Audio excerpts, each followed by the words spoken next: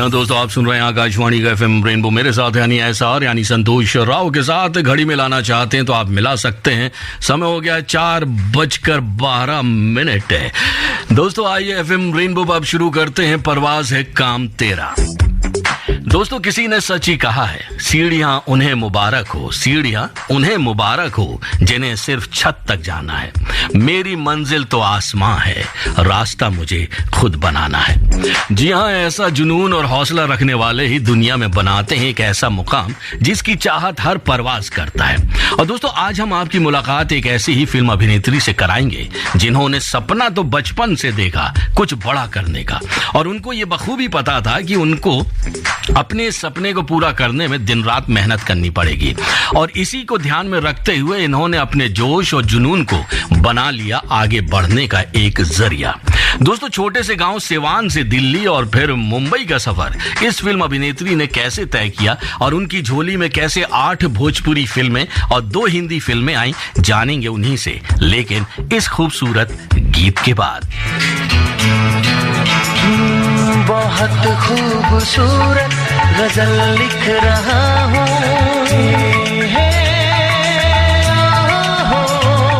बहुत खूबसूरत गजल लिख रहा हूँ, तुम्हें देख कर आजकल लिख रहा हूँ।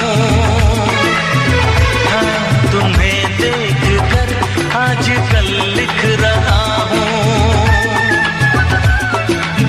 खूबसूरत गजल लिख रहा हूँ, तुम्हें देख कर आजकल लिख रहा हूँ। हाँ, तुम्हें देख कर आजकल लिख रहा हूँ।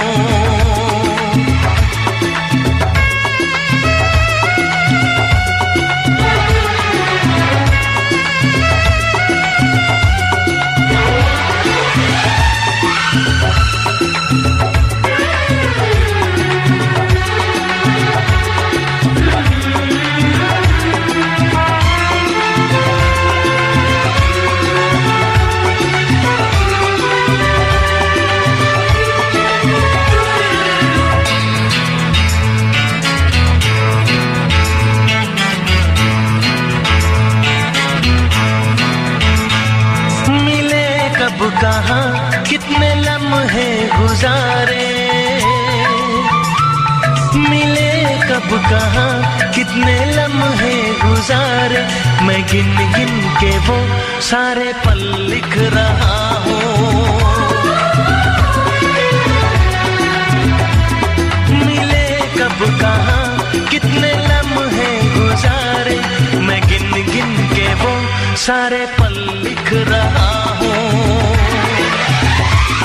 बहुत खूबसूरत गजल लिख रहा हूँ, बहुत खूबसूरत गजल लिख रहा हूँ, तुम्हें देख कर आजकल लिख रहा हूँ। हाँ, तुम्हें देख कर आजकल लिख रहा हूँ।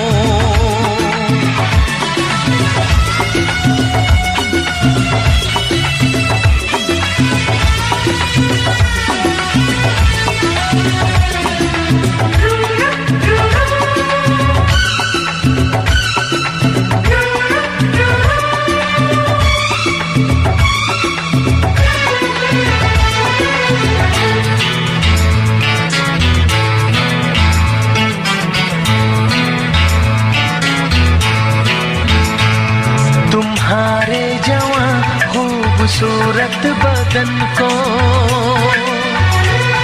तराशा हुआ एक महल लिख रहा हूँ।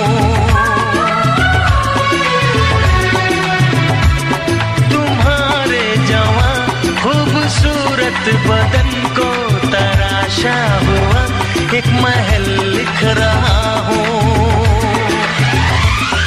बहुत खूबसूरत गजल लिख रहा हूँ, बहुत खूबसूरत गजल लिख रहा हूँ, तुम्हें देख कर आजकल लिख रहा हूँ। हाँ तुम्हें देख कर आजकल लिख रहा हूँ।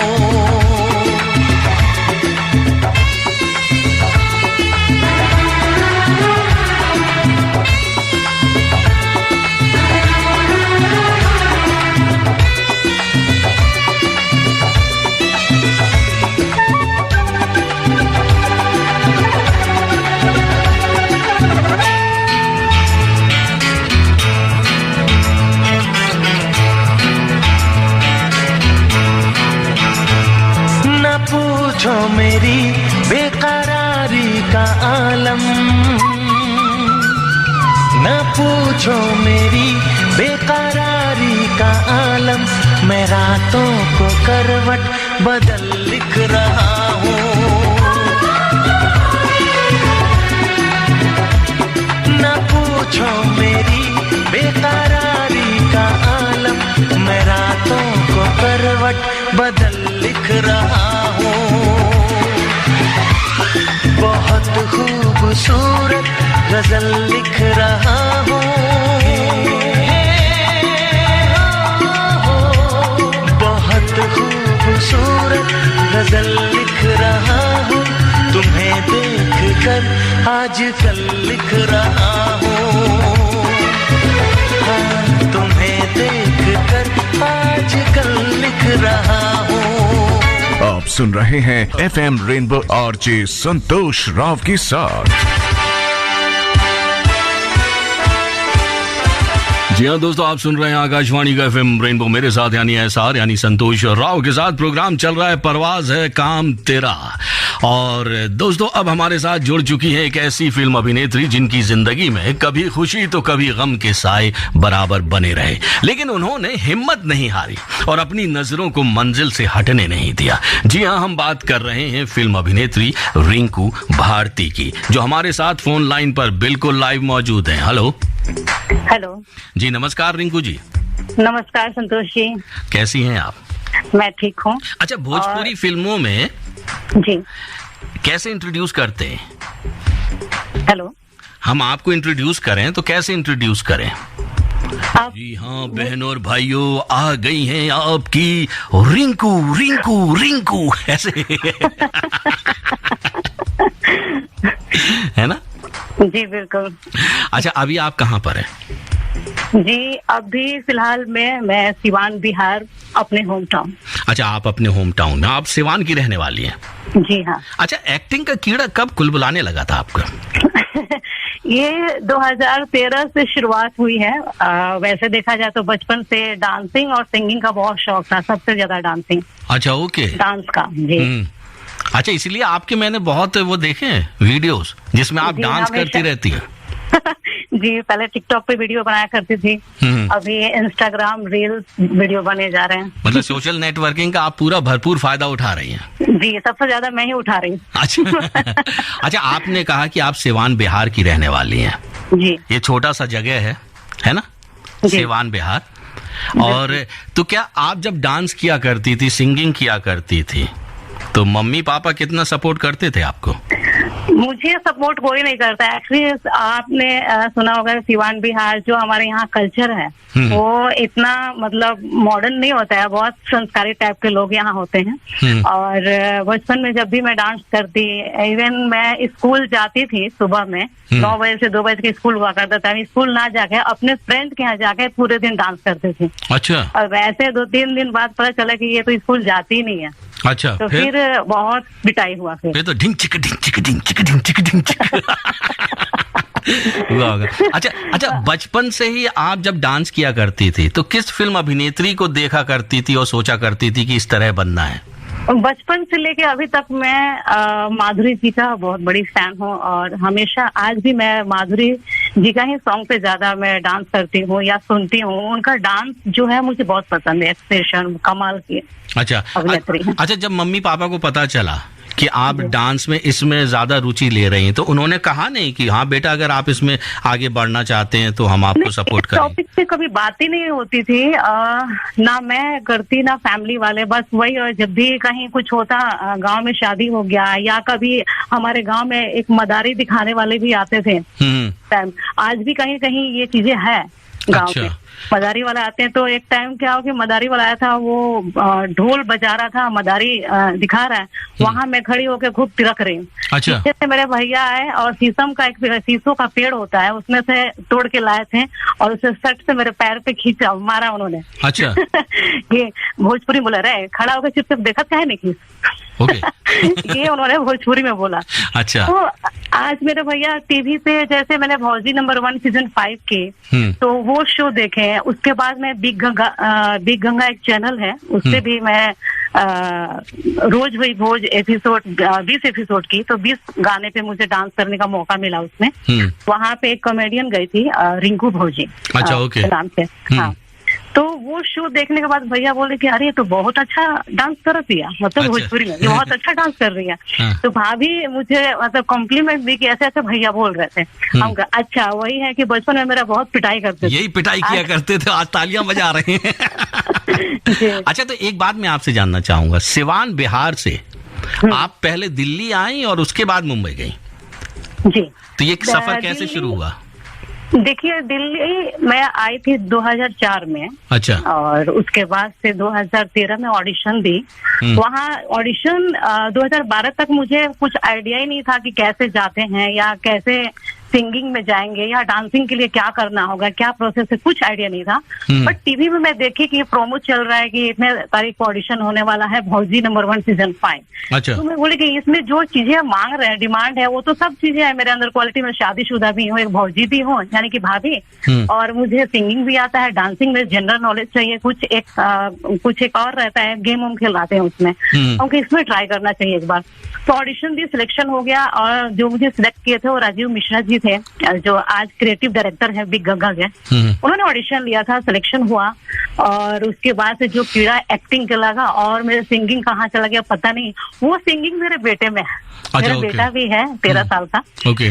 तो वो बहुत अच्छा गाना गाता है, लेकिन अभी सीखा नहीं क्योंकि सिचुएशन ऐसा रहा है लाइफ के कि कभी सिवान तो कभी दिल्ली, कभी मुंबई, कभी एक जगह स्थायी रही नहीं। और दूसरी बात ये, लाइफ में क्योंकि इतने उतार चढ़ाव मैंने देखा है कि कभी मौका ही नहीं लगा कि उसको सिखाऊं। आज भी कोरोना की वजह से 2 साल तो ऐसे ही बर्बाद हो रहे हैं। अच्छा, आपने कहा भौजी नंबर 1 सीजन 5 का ऑडिशन आपने दिया और आप क्लियर हो गई, जी। तो आप कहाँ तक पहुंची थी? फाइनल, सेमीफाइनल या? नहीं, सेमीफाइनल तक। अच्छा, ओके। मैं विनर नहीं, मेरे जो राउंड था उसमें पिंकी सिंह करके थी, और मैं सेमीफाइनल तक गई थी क्योंकि जनरल नॉलेज जो था उसमें मैं बहुत कमजोर थी। अच्छा, क्योंकि आप सिवान बिहार से आती हैं तो डिक्शन में आपको काफी प्रॉब्लम रही होगी। जी। डायलॉग डिलीवरी में भी काफी, क्योंकि प्योर हिंदी बोलना है या डायलॉग बोलना है तो उसमें प्रॉब्लम आती थी। तो किस तरह से आपने इस समस्या का समाधान निकाला? ये बहुत इंटरेस्टिंग स्टोरी है, मैं बताना चाहूंगी। भौजी नंबर 1 करने के बाद जो 8 एपिसोड शूट किया वो बहुत मुश्किल से हुआ। उस टाइम मैं जॉब भी करती थी रिटेल में, जो आपने देखा होगा मॉल्स में लड़कियां सेलिंग के लिए खड़ी रहती हैं, हर काउंटर पे, हर सेक्शन में। तो मैं उस टाइम जॉब करती थी, मेरी जॉब भी मतलब चली गई, और क्योंकि बदनाम हो गई थी कि ये बहुत छुट्टी मारते हैं, ऐसे बोलते थे सीनियर। अच्छा, ओके। तो मुझे लास्ट जॉब 2015 में छोड़ना पड़ा, और फिर दिल्ली में ऑडिशन वगैरह, लोग जैसे कांटेक्ट बन जाता है ना शो करने के बाद, मुझे बहुत लोग उस शो से मैं जुड़ गई बहुत लोगों से। तो लोगों ने अपडेट देना शुरू किया कि यहाँ पे ऑडिशन हो रहा है, वहां पे चले जाओ। ऐसे करके मुझे एक शो मिला एबीपी न्यूज के लिए, सनसनी। अच्छा, ओके। तो उसमें लीड मुझे मिला, अच्छा कैरेक्टर था, जबरदस्त। और वहां पे जब शूट करने गई, एक बहुत अच्छे एक्टर हैं, उनका नाम है राजीव शर्मा जी, जो दिल्ली से है प्रॉपर। आपकी जिंदगी में राजीव नाम के लोग ज्यादा हैं? नहीं, ऐसा कुछ नहीं है, 2-3 लोग लेकिन उसमें शर्मा जी का नाम मैं कभी नहीं भूल सकती। अच्छा, ओके। क्योंकि जब मैं शूट कर रही थी तो मेरा कैरेक्टर नेम जो था वो श्रद्धा था। अच्छा, ओके। तो मैं एक डायलॉग से कि हेलो पहचाना, मैं श्रद्धा बोल रही हूँ। तो उसमें मैं बोलती हूँ कि हेलो पहचाना आपने, मैं शारदा बोल रही हूँ। ओके। क्योंकि भोजपुरी में शारदा बोलते हैं। तो उन्होंने बहुत वाट लगा दी मेरी।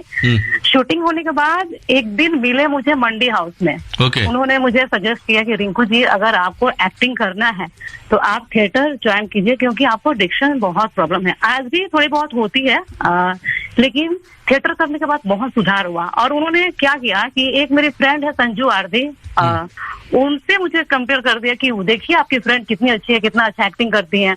तो मुझे बहुत दुख हुआ और मुझे रोना आया कि ये ऐसा क्यों बोल रहे हैं। क्योंकि मैं एक बिहार की प्रॉपर निवासी, संजू जो है वो प्रॉपर गाजियाबाद की निवासी है, ऊपर से वो ग्रेजुएट है, फाइनेंशियली उसका स्ट्रांग है फैमिली, ये 3 चीजें मेरे पास नहीं है। ओके। मैं इतनी पढ़ी लिखी नहीं, प्रॉपर बिहार की निवासी, फाइनेंशियली प्रॉब्लम भी कूट कूट के भरा हुआ था उस टाइम। ओके।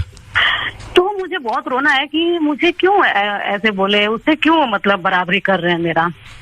लेकिन बहुत दुख हुआ। लेकिन एक चैलेंज फिर हो गया कि मैं उस टाइम गुड़गांव में रहती थी, MG रोड। फिर वहां से स्ट्रगल शुरू किया। फिर मैं एक बार मंडी हाउस गई तो वहां पे एक फातिमा जी करके आर्टिस्ट है दिल्ली के, वो मिली मुझे, उनको भी नहीं जानती थी। उन्होंने ऐसे ही पूछा कि नाम क्या है, रिंकू भारती आर्टिस्ट हूँ। उनका हाँ थिएटर करना चाहोगे? उनका हाँ मैं थिएटर करना चाहती हूँ। और बोले ठीक है। उन्होंने एक डायरेक्टर है राजेश दुआ जी, वो बहुत अच्छे, मैं उनको अपना गुरु मानती हूँ। जी वो हमारे भी गुरु है, वो हमारे भी गुरु है। हम उनके साथ इवनिंग लाइव शो किया करते थे। वाह, ये तो सुने थे तो आगे मुझे बहुत खुशी, ये जान के बहुत खुशी हुई। और वो सर वहाँ पे उन्होंने उनका नंबर दिया, मैं बात की और फिर मैं शंकर मार्केट गई। जी। वहाँ पे गई, सर ने कहा उनको फरवरी में शो करना था, दोनों में लीड एक्टर चाहिए था, मतलब चाहिए थी। फिर उन्होंने कहा कि आप आ जाओ, कल से ज्वाइन कर लो और रजिस्ट्रेशन के लिए 2000 आपको पे करना पड़ेगा। सर देखिए मेरे पास पैसे तो नहीं है। तो कोई नहीं, आप 1500 रुपये दे दो और आप आ तो सकती हो वहां से। तो मेरे लिए बहुत मुश्किल था क्योंकि मेरे पास आने जाने का मेट्रो से कन्विंस देना, मेरे घर वाले मेरे फैमिली हमेशा यही उन्होंने कहा है कि जो कुछ भी करना है खुद करो, हम आपको पैसे नहीं दे सकते, आपको टाइम दे रहा है आप करो। तो उसके लिए मैं बहुत स्ट्रगल की, 3 साल में जॉब की, पैसे सेविंग की, फिर थिएटर स्टार्ट किया। उसके बाद से थिएटर करने के बाद मुझे पता चला कि कितना मुश्किल होता है एक्टिंग करना। जी। सर ने एक एक चीज बारीकियां सिखाई। 1.5 साल कंटिन्यू मैं आई गई, जॉब भी छोड़ दी। बहुत मेरे लिए बहुत मुश्किल था उस टाइम, मतलब कैसे जाऊं कैसे आऊं। लेकिन कुल मिला के जो कुछ भी अच्छा हुआ। और आज मैं शर्मा जी को हमेशा मैं थैंक्स भी बोलूंगी। उस टाइम मुझे बुरा लगा था, लेकिन जो कुछ भी जो जहर उन्होंने भरा मेरे दिमाग में, मुझे मतलब गोली जैसा लगा, ऐसा होता ना गन मारना हुआ है, वो वाली बात। अच्छा, जब आप इतनी मुश्किलों से गुजर रही थी, स्ट्रगल कर रही थी, तो कौन सा गीत आपके जहन में बार बार आता था जिसे आप गुनगुनाकर अपने आप को प्रोत्साहित करती थी कि अब आगे बढ़ना है, कुछ भी हो जाए मुझे कुछ बनकर दिखाना है? देखिए ये गाना एक है, जीना है तो। ओके, थानेदार फिल्म का गीत है। जी हाँ, ये गाना मुझे बहुत पसंद है। मैं हर हाल में खुश रहना चाहती हूँ। मुझे कोई प्रॉब्लम होता है, कोई बीमारी होता है, अगर मैं हंसना डांस करना छोड़ दूं तो मैं और बीमार हो जाती हूँ। अच्छा, मुझे कोई, मेरा डॉक्टर भी इलाज नहीं कर सकता। और तो मैं खुश रहती हूँ। तो एक काम करिए ना, खुश रहने के साथ कम बोलना भी सीखिए। आप बोलती जा रही हैं, मैं सुनता जा रहा हूँ। वैसे बहुत अच्छा लग रहा है जो आप मुझे बता रहे हैं, क्योंकि परवाज़ है काम तेरा में यही चीज है कि हम उन लोगों से बात करते हैं जिन्होंने एक मुकाम को हासिल किया है।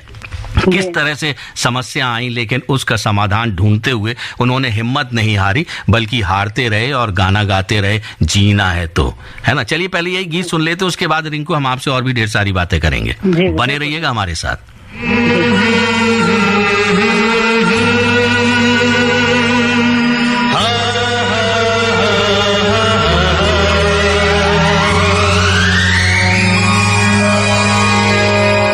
जीना है तो हंस के जियो, जीवन में एक पल भी रोना ना। जीना है तो हंस के जियो,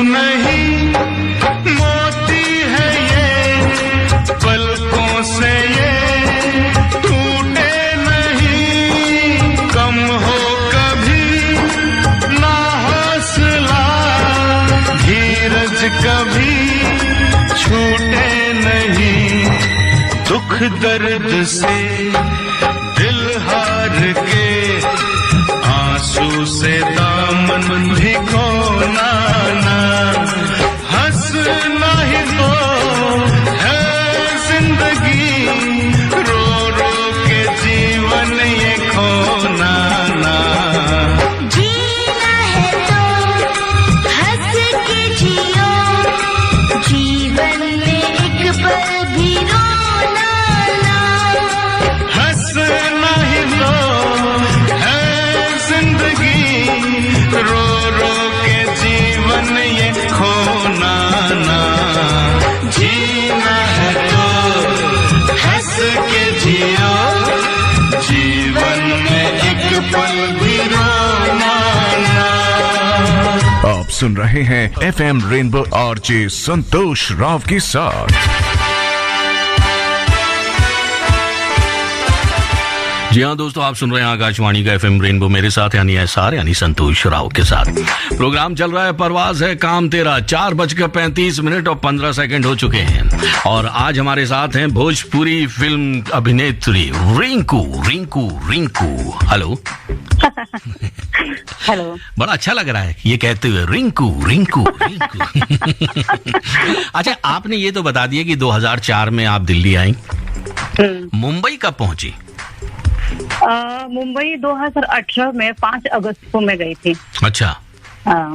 मुंबई 2018 5 अगस्त को यहाँ से गई दिल्ली से।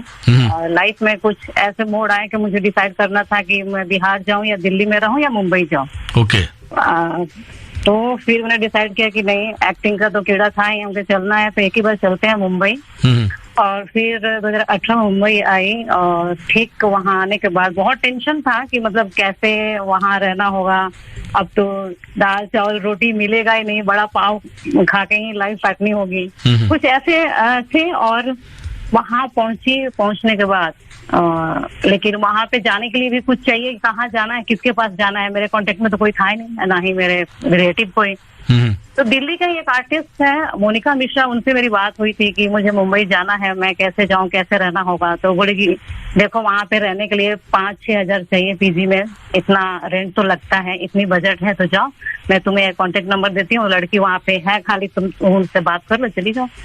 तो मैं वहाँ उनसे नंबर ली, कॉल की, फिर टिकट कराई, मुंबई पहुंच गई। वहाँ जाने के बाद और उस लड़की ने मुझे सब आराम नगर ये वो सब दिखा दी कि यहाँ पे ऑडिशन होते हैं और यहाँ आप जाइए, मिलिए, सब कुछ बेचारी समझा दी। और वो दिल्ली आ गई, उसको दिल्ली आना था, उसी की जगह पे मैं शिफ्ट हुई वहाँ पे। ओके।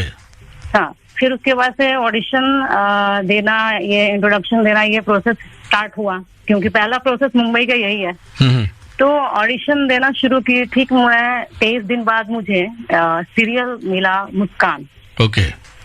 ये नए गांव में शूट था, 2 दिन का शूटिंग मुझे मिला 1 डे 2 डे में। और अब उसके लिए भी इतना टेंशन हो गया कि मैं जाऊंगी कैसे, क्योंकि मुझे पता ही नहीं है, वहाँ का आइडिया ही नहीं है। फिर एक मुकेश सर है, उनसे मेरी बात हुई, उनसे एड्रेस पूछी और फिर मैं गई शूट पे। चली तो गई, लेकिन वहाँ क्या हुआ कि शूटिंग मतलब सुबह के टाइम में एक सीन लगा, उसके बाद से लगा नहीं। शाम को डायलॉग इतने सारे हैं, टीचर का कैरेक्टर मिला था मुझे। मैं बिल्कुल रात के 11 बज गए, 11 बजे शूटिंग स्टार्ट की, मेरा सीन लगा, मैं इतनी डरी हुई, मैं बिल्कुल ब्लैंक हो गई, मुझे कुछ पता ही नहीं, मतलब ये सोच के कि मैं जाऊंगी कैसे वापस। अच्छा, ओके। ट्रेन 1 बजे रात तक लास्ट है और यहाँ पे इतना भी मेरे पास पैसे नहीं था कि मैं वहां से चलूं कि मैं ओला टैक्सी बुक कर लूं और पहुंच जाऊं। और सुबह में रहती थी, तो फिर बहुत मुश्किल है, बिल्कुल ब्लैंक। मतलब वहाँ पे हमारी जो डायरेक्टर फीमेल थी, वो बोल के रिंकू अपने राइट जाओ, लेफ्ट जाओ, ये भी मैं समझ नहीं पा रही थी। उन्होंने खूब सुनाया, गाड़ी वाली दे, कौन कास्टिंग किया, उन्होंने चीट करके। मतलब कई तरह के दिमाग में टेंशन थी जिसकी वजह से आप अपने डायलॉग्स भी भूल रही थी। बिल्कुल। और और इतना परेशान हो गई कि मुझे करना ही नहीं शूट, मैं इससे काबिल हूँ नहीं, बेकार में यहाँ के टाइम पास कर रही हूँ। मैं ये डिसाइड कर ली कि मुझे अब छोड़ के मुंबई जाना है, मुझे नहीं करना कुछ। अच्छा, तो उसके बाद आपको वनडे मूवी आपको अनुपम खेर और ईशा गुप्ता के साथ मिली थी, हिंदी उसके फिल्म, बाद ये कैसे मिली थी? ये भी इंटरेस्टिंग स्टोरी है। एक जहाँ पे मैं रहती थी उसकी फ्रेंड थी सुकृति नाम के, तो उनको वो करेक्टर मिला था मुझे सब इंस्पेक्टर का। तो वो बोली कि वो मुझे दीदी बुलाते थे, दीदी चलो हम लोग चलते हैं, मेजरमेंट के लिए जाना है एक जगह, आप साथ में चल लो।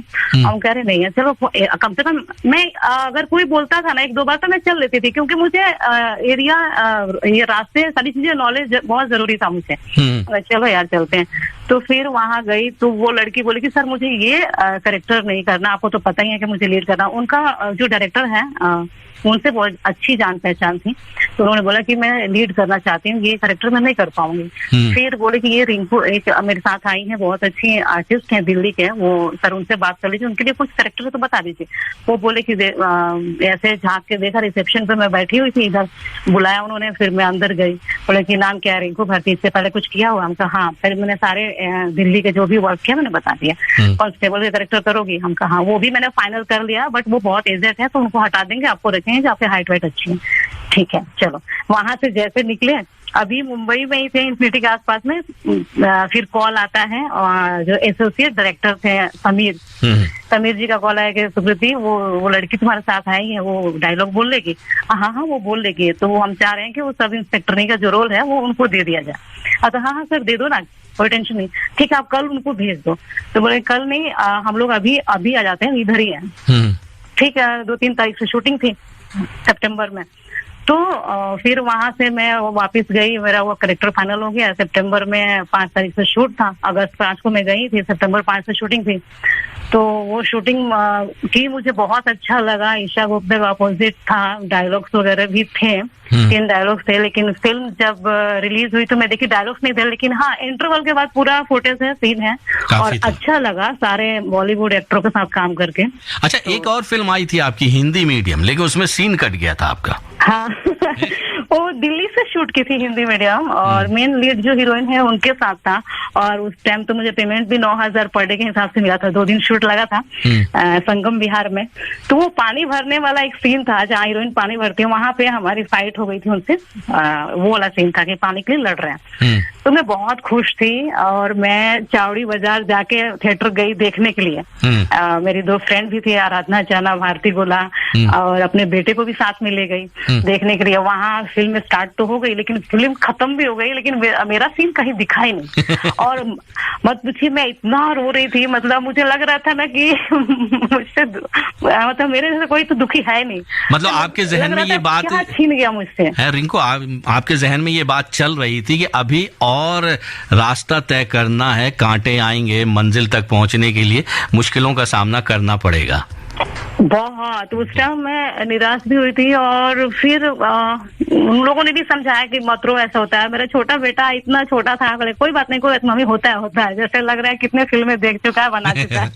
चलिए रिंकू, हम करेंगे आपसे और भी ढेर सारी बातें, क्योंकि अब हम असली मुद्दे पर आएंगे, आपकी भोजपुरी फिल्मों के बारे में ढेर सारी बातें करेंगे। लेकिन एक पहले गीत सुन लेते हैं। कौन सा गीत आप सुनना चाहेंगे? मेरा फेवरेट सॉन्ग है गोविंदा जी और शिल्पा शेट्टी जी का, हम उनसे मोहब्बत करके दिन रात। आप गुनगुना तो दीजिए हमारे श्रोताओं के लिए।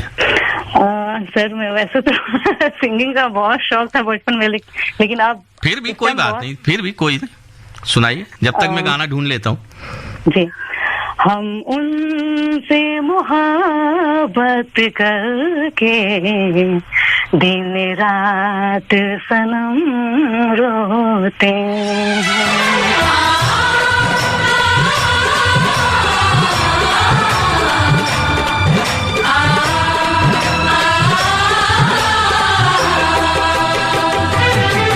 हम उनसे मोहब्बत करके दिन रात सनम रोते हैं।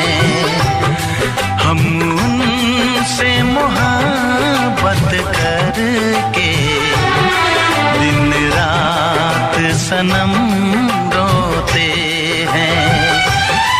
मेरी नींद गई, मेरा चैन गया,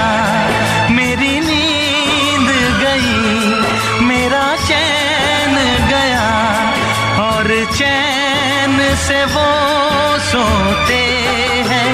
हाँ हम उनसे मोहब्बत करके दिन रात सनम रोते हैं। हम उनसे मोहब्बत करके दिन रात सनम रोते हैं। मेरी नींद गई मेरा चैन गया, मेरी नींद गई मेरा चैन गया और चैन से वो सोते हैं। हाँ हम उनसे मोहब्बत करके दिन रात सनम रोते हैं।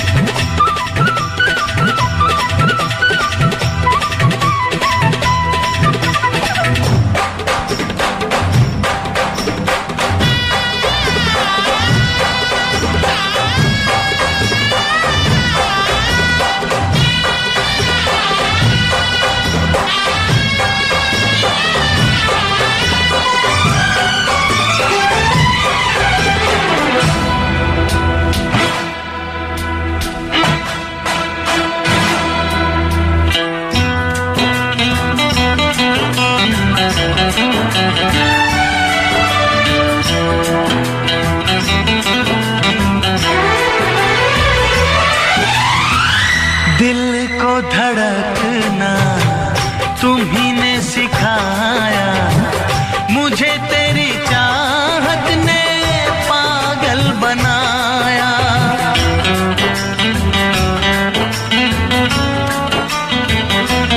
हाँ दिल को धड़कना तुम्ही ने सिखाया, मुझे तेरी चाहत ने पागल बनाया।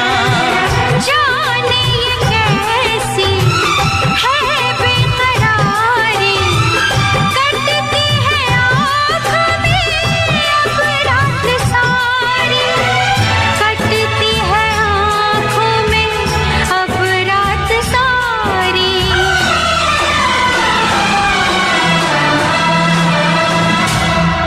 तेरे सीने में हम दिल बन के सनम बुझते हैं कभी जलते हैं। मेरी नींद गई मेरा चैन गया और चैन से वो सोते हैं। हाँ हम उनसे मोहब्बत करके दिन रात सनम रोते हैं। दिन रात सनम रोते हैं। आप सुन रहे हैं FM रेनबो आरजे संतोष राव के साथ।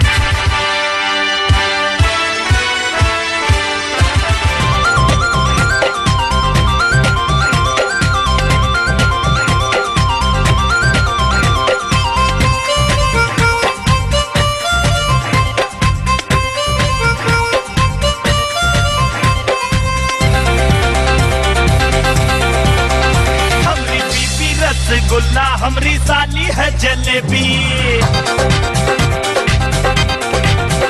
हमरी बीबी रसगुल्ला हमरी साली है जलेबी। हमरी बीबी रसगुल्ला हमरी साली है जलेबी। हम तो है निहाल भैया, ओए होए होए होए होए। हम तो है निहाल भैया, दोनों है अलबेली बेली बेली। हमरी बीबी रसगुल्ला सोनी साली है जलेबी। हमरी बीबी रसगुल्ला हमरी साली है जलेबी।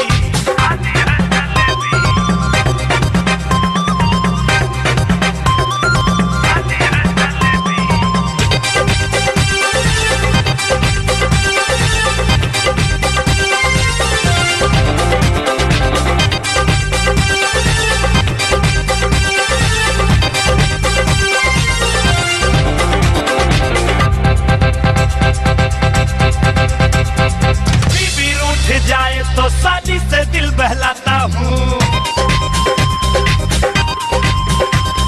साली झाड़ू दिखलाए तो बीबी को मनाता हूँ। बीबी रूठ जाए तो साली से दिल बहलाता हूँ।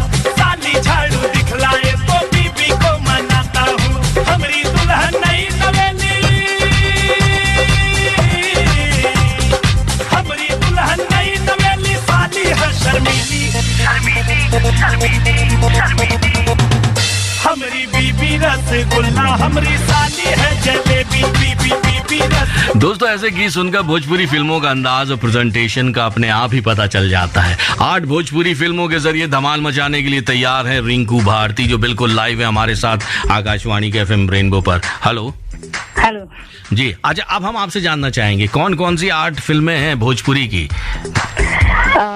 देखिए, सबसे पहली फिल्म मेरी काजल है, जो 2019 में मुझे फर्स्ट टाइम मुझे ब्रेक दिया था ब्रजभूषण डायरेक्टर जी। और वो काजल में मैं सेकंड हीरोइन थी। उसी से मेरी जो भी लोग मुझे जानते हैं, उसके बाद जो फिल्में मिली हैं काजल की वजह से ही मिली हैं। ओके। उसके बाद से सेकंड फिल्म की थी मैं दबंग दमाद, रितेश पांडे अक्षरा जी के साथ। ओके। और उसके बाद से मैं बैरी सेनुलवा फिल्म की B for you Bhojpuri channel के लिए। फिर चौथी फिल्म थी मेरी शादी हो तो ऐसी खेसारी जी के साथ।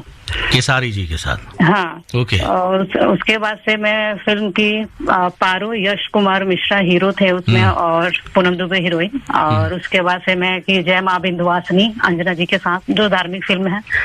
मतलब 8 फिल्में हैं आपकी झोली में? जी, जिसमें से 2 फिल्म रिलीज हो चुकी है, बैरी सेनुरवा और काजल। और बाकी की 6 फिल्में हैं जो कोरोना की वजह से 2 साल से ऐसे ही अभी लटकी हुई है रिलीजिंग के लिए। जी ओके, रिलीज होने वाली है। अच्छा, आपने शुरू में जिक्र किया था अपने बेटे के बारे में। जी हाँ। बेटे से क्या हम बात कर सकते हैं? हाँ, वो साथ में ही है यहाँ अच्छा, पे। साथ में है। ओके। जी जी। क्या नाम है उसका?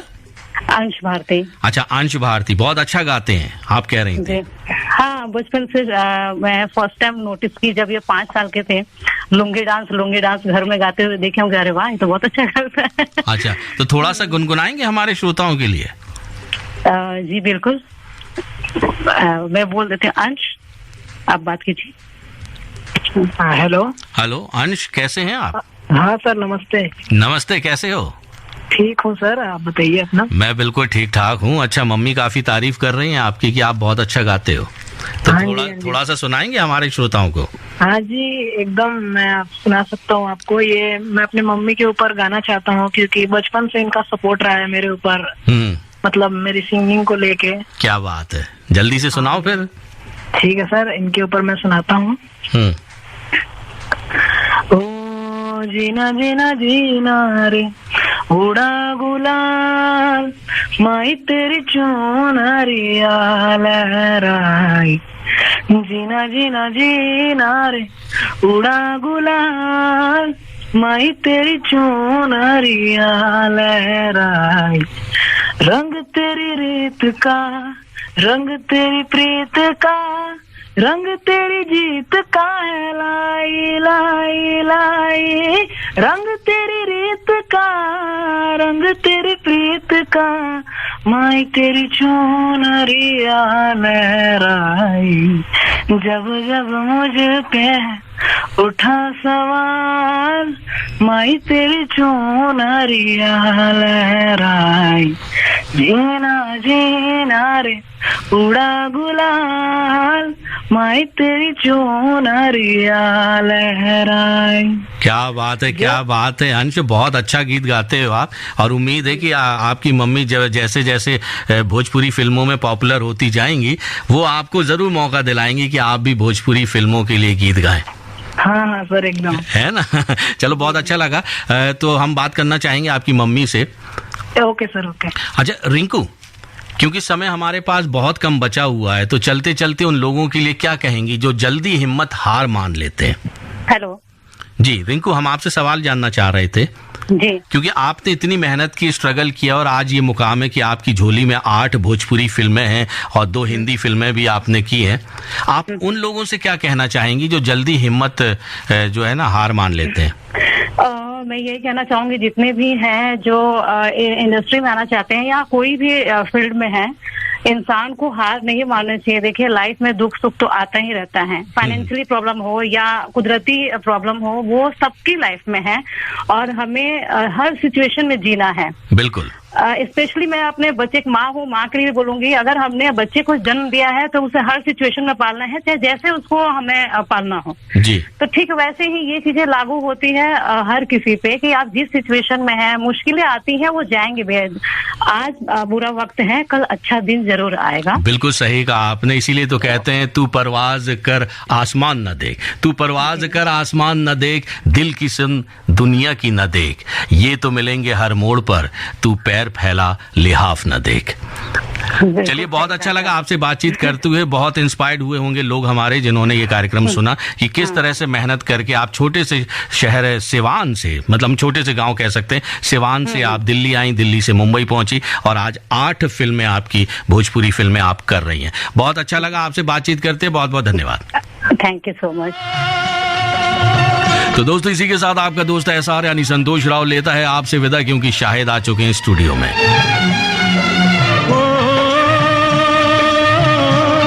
फकीरा चल रे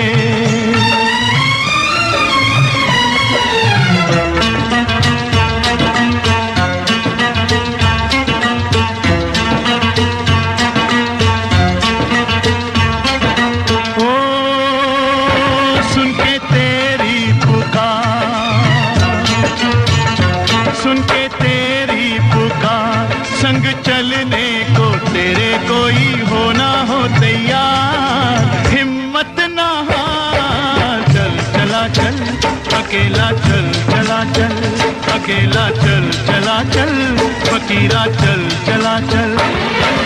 ओ सुन के तेरी पुकार, सुन के तेरी पुकार, संग चलने को तेरे कोई हो ना हो तैयार, हिम्मत ना हार, चल चला चल अकेला, चल चला चल अकेला, चल चला चल फकीरा, चल चला चल।